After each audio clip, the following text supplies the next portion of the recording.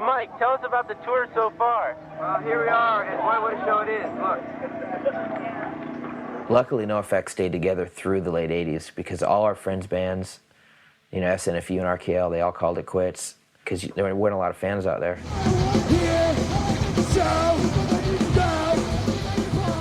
I think it was just a very low ebb for punk rock. I mean, there just wasn't much happening right then. A lot of metal, you know, not a lot of punk. There were a few bands in America that were playing punk in the late 80s. I even remember like the Anti-Club, which was supposed to be like the last holdout of punk clubs or whatever, said, yeah, we're not really booking punk bands. We just played backyard parties and stuff before that with other punk bands that couldn't get a venue to let them play.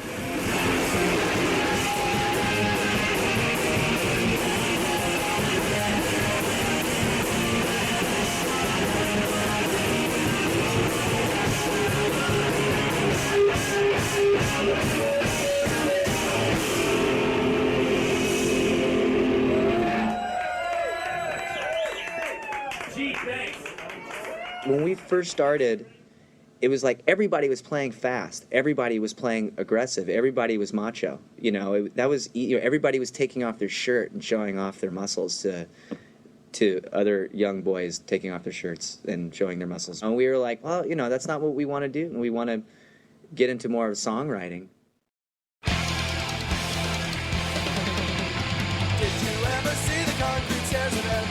Bad Religion came back in '88 with Suffer, and that was the first melodic punk album, it seemed to me, in 4 or 5 years.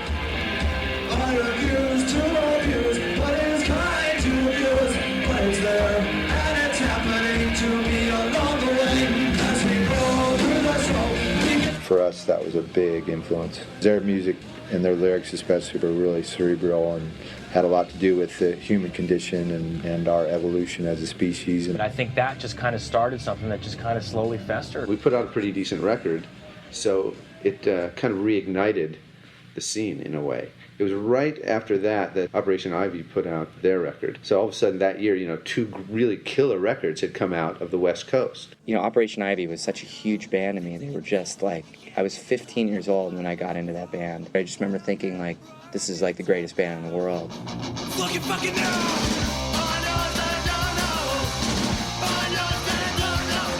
But that's when the punk renaissance started.